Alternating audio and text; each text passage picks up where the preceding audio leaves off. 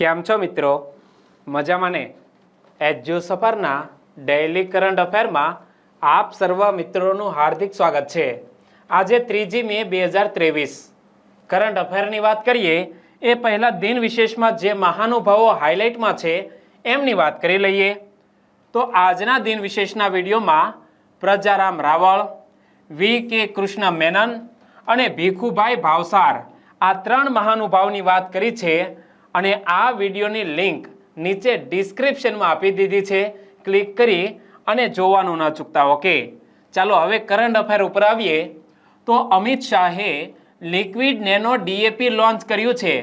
આપણા કેન્દ્રીય ગૃહમંત્રી અમિત શાહે લિક્વિડ નેનો ડીએપી લોન્ચ કર્યું છે અને દિલ્હી હાટ ખાતે મિલેટ્સ એક્સપિરિયન્સ સેન્ટર શરૂ કરવામાં આવ્યું। વડાપ્રધાને 91 FM રેડિયો ટ્રાન્સમીટર્સનું ઉદ્ઘાટન કર્યું છે। એ.કે. મોહંતી એટોમિક એનર્જી કમિશનના નવા અધ્યક્ષ બન્યા છે। બેંક ઓફ બરોડાના મેનેજિંગ ડિરેક્ટર તરીકે દેવદત્ત ચંદની નિમણૂક કરવામાં આવી છે અને આંતરરાષ્ટ્રીય ખગોળશાસ્ત્ર દિવસની ઉજવણી ક્યારે કરવામાં આવી? આટલી ઘટનાની વાત આપણે આજના આ કરંટ અફેરના વિડીયોમાં કરવાના છીએ। અને મિત્રો, દરેક ઘટના પરીક્ષાની દ્રષ્ટિએ પણ અગત્યની છે અને જ્ઞાનના વધારા માટે પણ અગત્યની છે। તો વિડીયોમાં અંત સુધી જોડાયેલા રહેજો। વિડીયો ગમે તો લાઈક કરવાનું ન ભૂલતા। ઓકે, શરૂઆત કરીએ આપણે રાષ્ટ્રીય સમાચારથી। કેન્દ્રીય ગૃહમંત્રી અમિત શાહે લિક્વિડ નેનો ડીએપી લોન્ચ કર્યું છે। અહીં વાંચો, union home minister Shri Amit Shah launched IFFCO nano DAP liquid in New Delhi. તો આપણા કેન્દ્રીય ગૃહમંત્રી અમિત શાહે ઇફકોનું liquid nano di ammonium phosphate launch કર્યું હતું। ડીએપીનું ફૂલ ફોર્મ શું થાય છે? Di ammonium phosphate. તો આપણા કેન્દ્રીય ગૃહમંત્રી અમિત શાહે ઇફકોનું liquid nano di ammonium phosphate launch કર્યું હતું, જે ભારતને ખાતરના ક્ષેત્રમાં આત્મનિર્ભર બનાવવાની દિશામાં એક મહત્વપૂર્ણ પગલું માનવામાં આવે છે। નેનો ડાઈ એમોનિયમ ફોસ્ફેટ જેનું સહકારી અગ્રણી કંપની ઇફકો દ્વારા ઉત્પાદન કરવામાં આવે છે। આ નેનો ડીએપી લિક્વિડનું ઉત્પાદન કોના દ્વારા કરવામાં આવે છે? તો સહકારી ક્ષેત્રની એક કંપની જેનું નામ છે ઇફકો, અને જે ભારતમાં ખાતરોના વેચાણ, કિંમત અને વિસ્તરણનું નિયમન કરે છે। નેનો ડીએપીના પ્રક્ષેપણથી એટલે કે નેનો ડીએપી લિક્વિડના ઉત્પાદનથી ભારતીય કૃષિ ઉદ્યોગમાં ક્રાંતિ આવશે અને દેશને ખાતરોના ઉત્પાદનમાં આત્મનિર્ભર આ ઉત્પાદન બનાવશે અને તેનાથી ભારતના ખાદ્યાન્નના ઉત્પાદનને વેગ મળશે। સ્વાભાવિક છે કે આપણે કૃષિ ક્ષેત્રમાં ખાતરનો ઉપયોગ કરીએ તો ઉત્પાદન પણ વધારે આવે છે। હા, જમીન ઉપર તેની આડઅસર થાય છે, એટલે ધીમે ધીમે જૈવિક ખાતરોનો ઉપયોગ પણ વધી રહ્યો છે।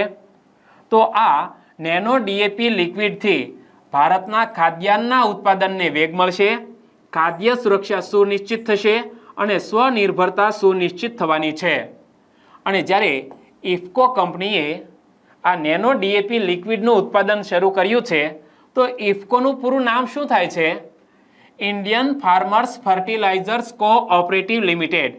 ફરી એકવાર મારી સાથે સાથે બોલો જોઈએ, ઇફકોનું પૂરું નામ Indian farmers fertilizer cooperative limited. Okay, અને ઇફકો એ એક સહકારી સંસ્થા છે જે ભારતના કેટલાક રાજ્યોમાં કાર્યરત છે।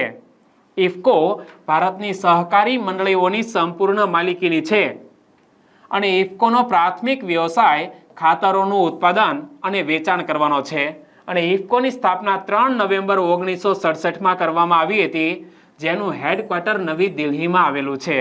અને 2 ફેક્ટ તો યાદ રાખવાના જ છે કે ઇફકોના વર્તમાન મેનેજિંગ ડિરેક્ટર અને ચીફ એક્ઝિક્યુટિવ ઓફિસર કોણ છે? ડૉક્ટર ઉદય શંકર અવસ્થી। અને ઇફકોના વર્તમાન ચેરમેન કોણ છે? દિલીપ સંઘાણી। યાદ રાખી લ્યો, રિપીટ કરી લ્યો, ઇફકોના એમડી અને સીઈઓ ડૉક્ટર ઉદય શંકર અવસ્થી અને ઇફકોના ચેરમેન છે દિલીપ સંઘાણી। આગળ વાત કરીએ તો દિલ્હી હાટ ખાતે મિલેટ્સ એક્સપિરિયન્સ સેન્ટર શરૂ કરવામાં આવ્યું છે। આપણા કેન્દ્રીય કૃષિ મંત્રી શ્રી નરેન્દ્રસિંહ તોમરે તાજેતરમાં નવી દિલ્હીમાં દિલ્હી હાટ ખાતે મિલેટ્સ એક્સપિરિયન્સ સેન્ટરનું લોકાર્પણ કર્યું હતું।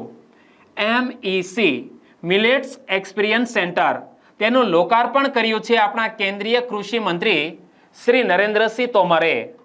National agricultural cooperative marketing federation of India limited એટલે કે નાફેડ એ સામાન્ય લોકોમાં બાજરીને અપનાવવાના પ્રોત્સાહન આપવા માટે કૃષિ મંત્રાલયના સહયોગથી આ મિલેટ્સ એક્સપિરિયન્સ સેન્ટરની સ્થાપના કરી છે.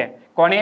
નાફેડે મિલેટ્સ એક્સપિરિયન્સ સેન્ટરની સ્થાપના કરી છે. અને ખાસ વાત તો એ કે 2023ના વર્ષને આપણે આંતરરાષ્ટ્રીય બાજરી વર્ષ તરીકે ઉજવી રહ્યા છીએ અને એ પણ આપણા વડાપ્રધાન શ્રીના પ્રયત્નોથી 2023ના વર્ષને જ્યારે એક આંતરરાષ્ટ્રીય વર્ષ તરીકે ઉજવવાનું નક્કી કરવામાં આવ્યું હોય તો આ ઘટના તો ખાસ અગત્યની કહેવાય. તો યાદ રાખીશું કે national agricultural cooperative marketing federation of India limited એ સામાન્ય લોકોમાં બાજરીને અપનાવવા પ્રોત્સાહન આપવા માટે કૃષિ મંત્રાલયના સહયોગથી મિલેટ્સ એક્સપિરિયન્સ સેન્ટરની સ્થાપના કરી હતી.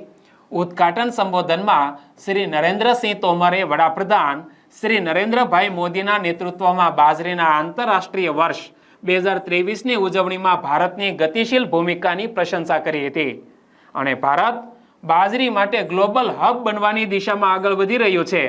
કારણ કે ભારતમાં મોટા અનાજ એટલે કે જાડા અનાજનું ઉત્પાદન પુષ્કળ પ્રમાણમાં થાય છે અને છેલ્લા કેટલાક વર્ષોથી અનાજના ઉત્પાદનમાં આપણે આત્મનિર્ભર બન્યા છીએ. તો ભારત બાજરી માટે ગ્લોબલ હબ બનવાની દિશામાં આગળ વધી રહ્યું છે અને મિલેટ્સ એક્સપિરિયન્સ સેન્ટરની સ્થાપના એ દિશામાં એક મહત્વપૂર્ણ પગલું માનવામાં આવી રહ્યું છે. ઉપભોક્તા લક્ષી મિલેટ્સ એક્સપિરિયન્સ સેન્ટરની સ્થાપનાની મંત્રાલયની આગેવાની હેઠળની પહેલ એ માત્ર બાજરીના આહાર લાભોને પ્રોત્સાહન નહીં આપે પરંતુ અન્નને પોષણ પાવર હાઉસ તરીકે લોકપ્રિય બનાવશે. આ મિલેટ્સ એક્સપિરિયન્સ સેન્ટરની અંદર મિત્રો બાજરીમાંથી જે વાનગીઓ બને છે તે તમામ અહીં પ્રાપ્ત તો થશે પરંતુ તેની સાથે સાથે અન્નને પોષણ પાવર હાઉસ તરીકે પણ લોકપ્રિય બનાવવાનું કામ આ મિલેટ્સ એક્સપિરિયન્સ સેન્ટર કરવાનું છે.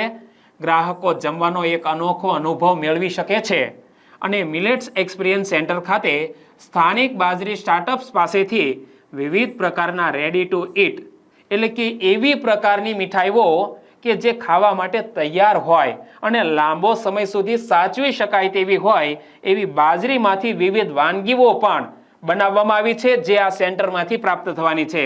અને રાંધવા માટે તૈયાર ઉત્પાદનો પણ આ મિલેટ્સ એક્સપિરિયન્સ સેન્ટરમાંથી તમે ખરીદી શકો છો. નાફેડ અને કૃષિ અને ખેડૂત કલ્યાણ મંત્રાલય દ્વારા સ્થપાયેલ મિલેટ્સ એક્સપિરિયન્સ સેન્ટરનો હેતુ બાજરી વિશે જનજાગૃતિ વધારવા અને તેના ઉપયોગને પ્રોત્સાહિત કરવાનો છે. સંયુક્ત રાષ્ટ્ર મહાસભાએ 2023ના વર્ષને બાજરીનો આંતરરાષ્ટ્રીય વર્ષ એટલે કે ઇન્ટરનેશનલ યર ઓફ મિલેટ્સ 2023 તરીકે જાહેર કર્યું છે.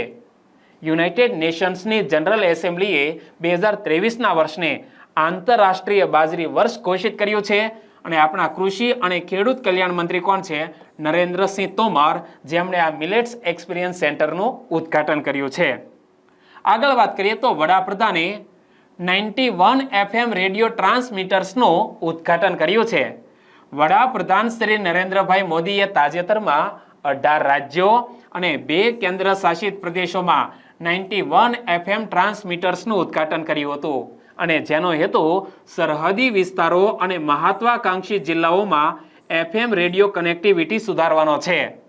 84 જિલ્લાઓમાં આ FM ટ્રાન્સમીટર્સની સ્થાપનાથી લગભગ 35,000 ચોરસ કિલોમીટરના કવરેજમાં વધારો થવાનો છે અને આ પગલું સમયસર માહિતી, કૃષિ માટે હવામાનની આગાહી અને મહિલા સ્વસહાય જૂથોને નવા બજારો સાથે જોડવામાં મહત્વની ભૂમિકા ભજવશે. ભારતમાં FM રેડિયો કનેક્ટિવિટીના વિસ્તરણમાં બિહાર, ઝારખંડ, ઓડિશા, પશ્ચિમ બંગાળ, આસામ, મેઘાલય, નાગાલેન્ડ, હરિયાણા, રાજસ્થાન, ઉત્તર પ્રદેશ, ઉત્તરાખંડ, આંધ્રપ્રદેશ, કેરળ, તેલંગાણા, છત્તીસગઢ, ગુજરાત, મધ્યપ્રદેશ, મહારાષ્ટ્ર, લદ્દાખ અને આંદામાન નિકોબાર ટાપુઓ સહિતના પ્રાથમિક રાજ્યોમાં કવરેજ વધારવા પર ધ્યાન કેન્દ્રિત કરવામાં આવ્યું છે. એની અંદર મિત્રો આપણું ગુજરાત પણ સામેલ છે. તો યાદ રાખશો કે FM નું કવરેજ 14 રાજ્યો અને 2 કેન્દ્ર શાસિત પ્રદેશોમાં વિસ્તારિત કરવામાં આવી રહ્યું છે અને એનાથી મિત્રો વ્યાપાર ક્ષેત્રમાં મહિલા સ્વસહાય જૂથોને પણ કેટલીક મદદ મળવાની છે. અને તાજેતરમાં જ વડાપ્રધાન શ્રી નરેન્દ્રભાઈ મોદીના માસિક રેડિયો કાર્યક્રમ કઈ આ મન કી બાતના 100મા એપિસોડ પૂર્ણ થયા છે. 100 એપિસોડ પૂર્ણ થયા એ નિમિત્તે આ મન કી બાત કાર્યક્રમ અંતર્ગત એક સ્મારક સિક્કો પણ બહાર પાડવામાં આવ્યો અને એ સિક્કો કેવા પ્રકારનો હતો એ પણ વાત મેં તમને કરી હતી. આ કાર્યક્રમને દેશભરમાં ખૂબ જ લોકપ્રિયતા મળી છે અને FM રેડિયો કનેક્ટિવિટીના વિસ્તરણથી પ્રોગ્રામની પહોંચમાં વધુ સુધારો થવાની અપેક્ષા છે, કારણ કે FM રેડિયો ઉપર પણ મન કી બાત સાંભળી શકાશે. આપણા કેન્દ્રીય માહિતી અને પ્રસારણ મંત્રી કોણ છે? અનુરાગસિંહ ઠાકુર. ઇમેજમાં તમે જોઈ શકો છો. આગળ વાત કરીએ તો A.K. મોહંતી એટોમિક એનર્જી કમિશનના નવા અધ્યક્ષ બન્યા છે. A.K. મોહંતીનું પૂરું નામ છે અજીત કુમાર મોહંતી. એટલે કે A.K. મોહંતી જેઓ જાણીતા ભૌતિક શાસ્ત્રી છે અને ભાભા એટોમિક રિસર્ચ સેન્ટરના ડાયરેક્ટર તરીકે પણ ફરજ બજાવે છે. વર્તમાન સમયમાં ભાભા એટોમિક રિસર્ચ સેન્ટરના ડાયરેક્ટર તરીકે પણ A.K. મોહંતી ફરજ બજાવે છે અને તેઓને એટોમિક એનર્જી કમિશનના નવા અધ્યક્ષ અને અણુ ઉર્જા વિભાગના સચિવ તરીકે પસંદ કરવામાં આવ્યા છે. અજીત કુમાર મોહંતી KN વ્યાસ પાસેથી એટોમિક એનર્જી કમિશનનો કાર્યભાર સંભાળવાના છે. અજીત કુમાર મોહંતીનો જન્મ 1959માં ઓડિશામાં થયો હતો અને 1983માં તેઓ Bhabha atomic research centre training સ્કૂલની 26મી બેચમાંથી તેમની તાલીમ પૂર્ણ કર્યા બાદ ભાભા એટોમિક રિસર્ચ સેન્ટરના ન્યુક્લિયર ફિઝિક્સ વિભાગમાં જોડાયા હતા. અને ભાભા એટોમિક રિસર્ચ સેન્ટરની વાત કરી રહ્યા છીએ તો ભાભા એટોમિક રિસર્ચ સેન્ટર એ ભારતની અગ્રણી પરમાણુ સંશોધન સુવિધા છે અને જેનું મુખ્ય મથક મુંબઈમાં ટ્રોમ્બે મુકામે આવેલું છે. આ યાદ રાખજો, કદાચ સામાજિક વિજ્ઞાન કે વિજ્ઞાન ટેકનોલોજીમાં તમે આ ભણશો પણ ખરા. જો તમે સામાજિક વિજ્ઞાનમાં ભણો છો તો ભૂગોળમાં આવશે અને વિજ્ઞાનમાં તો આવશે ને આવશે જ તે. તો યાદ એ રાખવાનું કે BARC નું પૂરું નામ ભાભા એટોમિક રિસર્ચ સેન્ટર અને તેનું હેડક્વાર્ટર ક્યાં આવેલું છે? મુંબઈના ટ્રોમ્બે મુકામે. અને તેની સ્થાપના હોમી જહાંગીર ભાભા દ્વારા 3 જાન્યુઆરી 1954માં એટોમિક એનર્જી એસ્ટાબ્લિશમેન્ટ ટ્રોમ્બે તરીકે ભારતના પરમાણુ કાર્યક્રમ માટે જરૂરી બહુવિધ સંશોધન કાર્યક્રમ તરીકે કરવામાં આવી હતી. તો BARC ની સ્થાપના કરનાર વૈજ્ઞાનિક કોણ છે? હોમી જહાંગીર ભાભા. તે અણુ ઉર્જા વિભાગ હેઠળ કાર્ય કરે છે અને જેની સીધી દેખરેખ ભારતના વડાપ્રધાન કરે છે. ભાભા એટોમિક રિસર્ચ સેન્ટરની સીધી દેખરેખ ભારતના વડાપ્રધાન દ્વારા કરવામાં આવે છે. અને એટોમિક એનર્જી કમિશન, તો એટોમિક એનર્જી કમિશન એ ભારત સરકારના પરમાણુ ઉર્જા વિભાગનું એક સંચાલક મંડળ છે. એટોમિક એનર્જી કમિશનની સ્થાપના 3 ઓગસ્ટ 1948ના રોજ વૈજ્ઞાનિક સંશોધન વિભાગના અંતમાં કરવામાં આવી હતી અને એટોમિક એનર્જી કમિશનનું હેડક્વાર્ટર મહારાષ્ટ્રના મુંબઈ મુકામે આવેલું છે. આગળ વાત કરીએ તો બેંક ઓફ ઇન્ડિયાના નવા મેનેજિંગ ડિરેક્ટર અને ચેરમેન કોણ બન્યા છે? રજનીશ કર્ણાટક. આ કર્ણાટક રાજ્યનું નામ નથી, સરનેમ છે. તો બેંક ઓફ ઇન્ડિયાના નવા MD કોણ બને છે? રજનીશ કર્ણાટક. ભારત સરકારે રજનીશ કર્ણાટકને બેંક ઓફ ઇન્ડિયાના મેનેજિંગ ડિરેક્ટર તરીકે નિયુક્ત કર્યા છે. રજનીશ કર્ણાટક હાલમાં યુનિયન બેંક ઓફ ઇન્ડિયાના એક્ઝિક્યુટિવ ડિરેક્ટર તરીકે સેવા આપી રહ્યા છે. રજનીશ કર્ણાટક આ પદ સંભાળ્યાની તારીખથી શરૂ કરીને અથવા આગળની સૂચનાઓ સુધી 3 વર્ષના સમયગાળા માટે બેંક ઓફ ઇન્ડિયાના MD અને CEO ની ભૂમિકા નિભાવવાના છે. બેંક ઓફ ઇન્ડિયાના મેનેજિંગ ડિરેક્ટર અને ચીફ એક્ઝિક્યુટિવ ઓફિસર તરીકે 3 વર્ષ સુધી ભૂમિકા નિભાવશે કોણ? રજનીશ કર્ણાટક. 29 વર્ષથી વધુના અનુભવ સાથે રજનીશ કર્ણાટકે 21 ઓક્ટોબર 2021ના રોજ યુનિયન બેંક ઓફ ઇન્ડિયાના એક્ઝિક્યુટિવ ડિરેક્ટર તરીકે નિયુક્ત થયા હતા. પરંતુ તે પહેલા પંજાબ નેશનલ બેંકના ચીફ જનરલ મેનેજર તરીકે પણ તેમણે સેવા આપી હતી. બેન્કિંગમાં તેમની સમગ્ર કારકિર્દી દરમિયાન રજનીશ કર્ણાટકે ઓરિએન્ટલ બેંક ઓફ કોમર્સમાં જનરલ મેનેજર જેવા મહત્વના હોદ્દા ઉપર કાર્ય કરેલું છે, જ્યાં તેમણે મોટી કોર્પોરેટ ક્રેડિટ શાખાઓ અને ક્રેડિટ મોનિટરિંગ, ડિજિટલ બેન્કિંગ અને મધ્યમ કોર્પોરેટ ક્રેડિટ જેવા વ્યૂહાત્મક વર્ટિકલ્સ જેવા મહત્વપૂર્ણ વિભાગોનું નેતૃત્વ કરેલું છે. તેઓ ગુવાહાટીમાં ઇન્ડિયન ઇન્સ્ટિટ્યૂટ ઓફ બેંક મેનેજમેન્ટના ગવર્નિંગ બોર્ડના સભ્ય પણ હતા અને વધુમાં તેમણે IIFCL એસેટ મેનેજમેન્ટ કોઓપરેટિવ પર બોર્ડ ટ્રસ્ટી તરીકે પણ સેવા આપી છે. અને અહીં આપણે બેંક ઓફ ઇન્ડિયાના નવા MD અને CEO એવા રજનીશ કર્ણાટકની વાત કરી તો બેંક ઓફ ઇન્ડિયાના સ્થાપક કોણ છે? રામ નારાયણ રૂઈયા. બેંક ઓફ ઇન્ડિયાની સ્થાપના ક્યારે થઈ? 7 સપ્ટેમ્બર 1906 ના રોજ. અને બેંક ઓફ ઇન્ડિયાનું હેડક્વાર્ટર મુંબઈ મુકામે આવેલું છે. એવી જ એક બેન્કિંગની બીજી વાત કે બેંક ઓફ બરોડાના MD તરીકે દેવદત્ત ચંદની નિમણૂક કરવામાં આવી છે. બેંક ઓફ બરોડાના મેનેજિંગ ડિરેક્ટર તરીકે દેવદત્ત ચંદની નિમણૂક સરકારી જાહેરાત અનુસાર કરવામાં આવી છે. દેવદત્ત ચંદ હાલમાં આ બેંકના એક્ઝિક્યુટિવ ડિરેક્ટર તરીકે સેવા આપી રહ્યા છે અને તેઓ 1 જુલાઈ 2023 થી અથવા આગળની સૂચના ન મળે ત્યાં સુધી 3 વર્ષની મુદત માટે બેંક ઓફ બરોડાના MD તરીકેનું પદ સંભાળશે. દેવદત્ત ચંદની નિમણૂક અગાઉના MD સંજીવ ચડ્ઢાની જગ્યાએ કરવામાં આવી છે અને સંજીવ ચડ્ઢાનો કાર્યકાળ 19 જાન્યુઆરી 2023 ના રોજ સમાપ્ત થયો હતો, જેને સરકાર દ્વારા 30 જૂન 2023 સુધી વધારવામાં આવ્યો હતો. અને વડાપ્રધાન શ્રી નરેન્દ્રભાઈ મોદીની આગેવાની હેઠળની કેબિનેટની નિમણૂક સમિતિ પાસેથી મંજૂરી મેળવ્યા પછી દેવદત્ત ચંદની નિમણૂકની સૂચનાઓ જારી કરવામાં આવી હતી.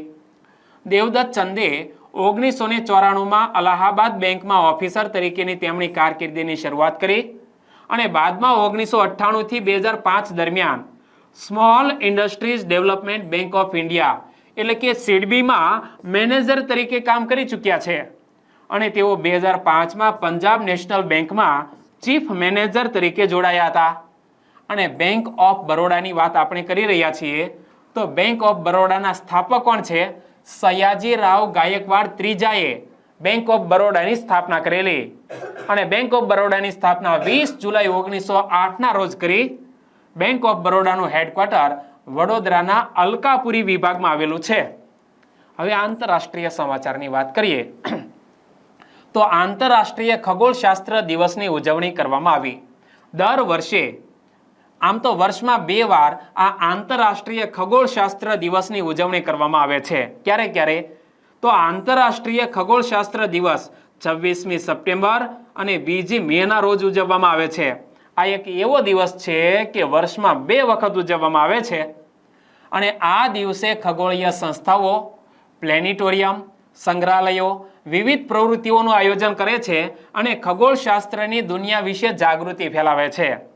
પ્રથમ આંતરરાષ્ટ્રીય ખગોળશાસ્ત્ર દિવસ 1973માં ઉજવવામાં આવ્યો હતો અને તેની શરૂઆત એસ્ટ્રોનોમિકલ એસોસિએશન ઓફ નોર્ધન કેલિફોર્નિયાના તત્કાલીન પ્રમુખ દ્વારા કરવામાં આવી હતી.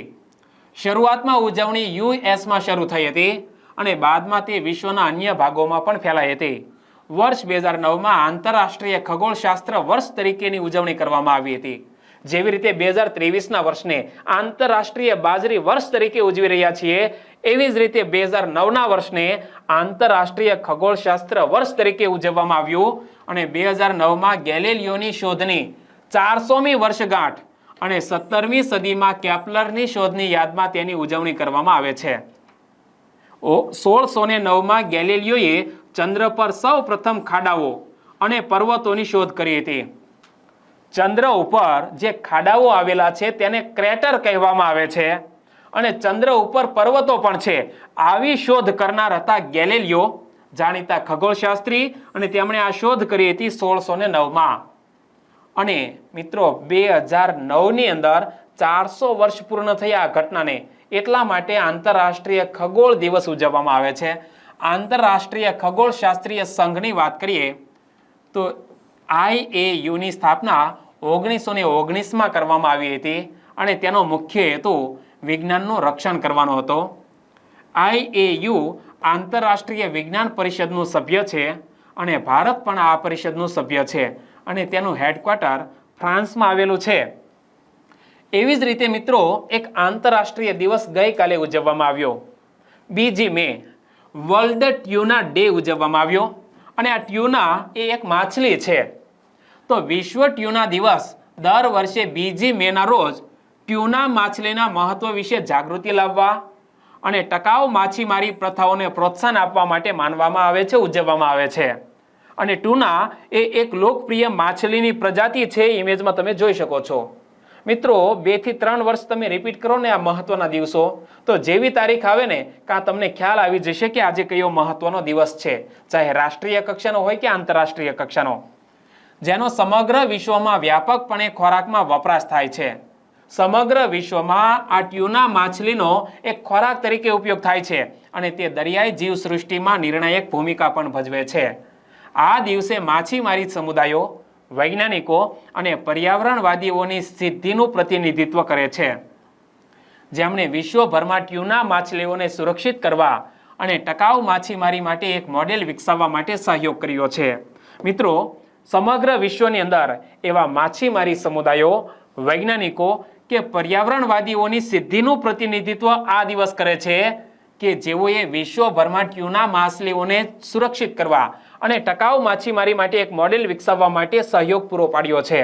અને ટ્યુના એ વિશ્વભરના લાખો લોકો માટે પ્રોટીન અને પોષક તત્વોનો એક મૂલ્યવાન સ્ત્રોત ગણવામાં આવે છે.